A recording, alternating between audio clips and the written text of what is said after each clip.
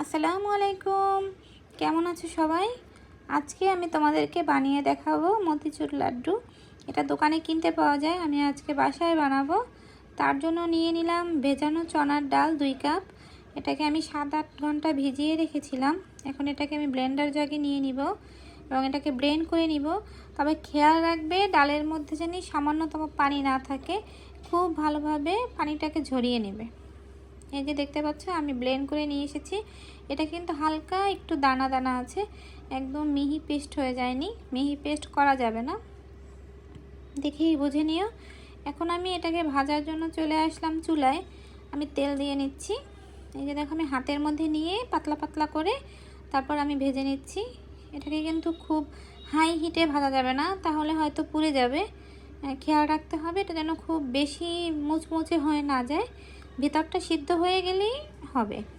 এই যে একটা আমি পাতলা করে দিচ্ছি, তোমরা ইচ্ছে করলে ছোট ছোট করে দিতে পারো, তোমাদের পছন্দ মতো। আমি দিচ্ছি পাতলা পাতলা করে, এটা যেন তাড়াতাড়ি হয়ে যায় এই জন্য। এই যে দেখো সবকটা আমার এক পাশ ভাজা হয়ে গেছে। আমি এখন উল্টে দিব। এই পিটোপিট করে সুন্দর করে ভেজে নিতে হবে যেন ভিতরে কাঁচা ভাবটা থেকে না যায়। এই যে আমার অন্য পাশ উল্টে দিলাম। তোমরা আমার তেলটা দেখেই বুঝতে পারছো যে খুব বেশি আঁচে নেই, হালকা আছে। একটু ধৈর্য ধরে একটু সময় নিয়ে ভাজতে হবে। এই যে আমার ভাজা প্রায় হয়ে আসছে। এগুলোকে ভাজার পরে যেহেতু ব্লেন্ড করতে হবে, তোমরা কিন্তু অবশ্যই ঠান্ডা করে নিও, না হলে ব্লেন্ডটা ভালো হবে না। এই যে আমার হয়ে গেছে। এখন আমি এটাকে ব্লেন্ড করব। দেখো আমি হাত দিয়ে ভেঙে ভেঙে ছোট ছোট করে দিয়ে দিচ্ছি। এই যে আমার সবগুলো ব্লেন্ডারে দেওয়া হয়ে গেছে। এখন এটাকেও আমি আবার ব্লেন্ড করে নিব। এই যে ব্লেন্ডারে তোমরা দেখতেই পাচ্ছ আমি কিভাবে ব্লেন্ড করছি। এভাবে করলে হবে কি, এটা একদম মিহি পেস্ট হয়ে যাবে না, একটু ঝুরঝুরে হয়ে যাবে। একদম ঝুরঝুরে মতিচুর আমার রেডি। এখন আমাকে অন্য প্রসেস করতে হবে, সেজন্য যেতে হবে চুলায়। এই যে হয়ে গেছে আমার এটা। এই যে চুলায় আমি একটা হাঁড়ি বসিয়ে 1 কাপ পানিতে 2 কাপ চিনি দিয়ে দিলাম। এটা হলো তুমি যতটুকু ডাল নেবে ঠিক ততটুকু চিনি নেবে, তাহলে মিষ্টিটা সঠিক হবে।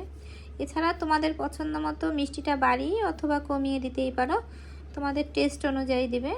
সামান্য একটু ফুড কালার দিয়ে দিলাম যেন লাড্ডুটাতে ভীষণ সুন্দর একটা কালার চলে আসে। দেখো আমার কত সুন্দর একটা কালার চলে আসছে। এটাকে আমি একটু ঘন করে নিব, একটা আঠালো ভাব হলেই আমি মতিচুরগুলোকে দিয়ে দিব। তবে 1 তার 2 তারের কোনো প্রয়োজন নেই। যখনই দেখবে শিরাটা একটু আঠালো হয়ে আসছে, তখনই তোমরা মতিচুরটা দিয়ে দিবে। তারপরে যতক্ষণ ভাজতে ভাজতে দেখবে যে এটা সুন্দর একটা আঠালো ভাব চলে আসছে।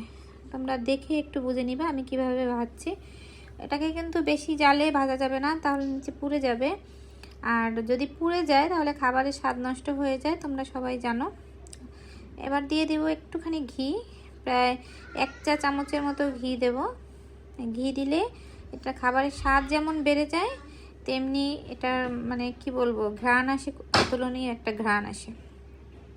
এই যে দেখো আমি নেড়ে চেড়ে শুকিয়ে নিচ্ছি। এই যে তোমরা দেখতে পাচ্ছ খুব সুন্দর করে নাড়াচাড়া করে শুকিয়ে নিচ্ছি। এই যে আমার হয়ে গেছে এটা। এই যে এখন এটাকে আমি তুলে নিব। এই যে এখন আমি একটা বাটিতে তুলে নিলাম এবং হালকা একটু ঠান্ডা করে নিলাম। একদম গরম অবস্থায় করতে যাবে না, তাহলে হাত পুড়ে যাবে। আর একদম বেশি ঠান্ডাও করা যাবে না। এই যে একটু হালকা গরম অবস্থায় করে নিতে হবে। দেখো কত সুন্দর গোল হয়ে গেছে। এভাবে করে আমি সবগুলো লাড্ডু বানিয়ে ফেলবো। যে আরেকটা বানিয়ে তোমাদেরকে দেখাচ্ছি। হাতের মধ্যে একটু চাপ দিয়ে ঘুরিয়ে নিলেই হয়ে যাবে সুন্দর করে লাড্ডু। এই যে আর আমি এখন ডেকোরেশনের জন্য একটু সাজিয়ে নেব। এই যে আমার কাছে কেকের মোল্ড ছিল, আমি ওটাতেই সাজিয়ে নিলাম। এই যে সাজানো ছাড়া যেটা, সেটা। আমার রান্নাগুলো যদি তোমাদের ভালো লাগে তাহলে আমার চ্যানেলটাকে তোমরা প্লিজ সাবস্ক্রাইব করে দিও। আমার ভিডিওগুলো দেখো, লাইক কমেন্ট শেয়ার করো। সবাই ভালো থাকবে। আল্লাহ হাফেজ।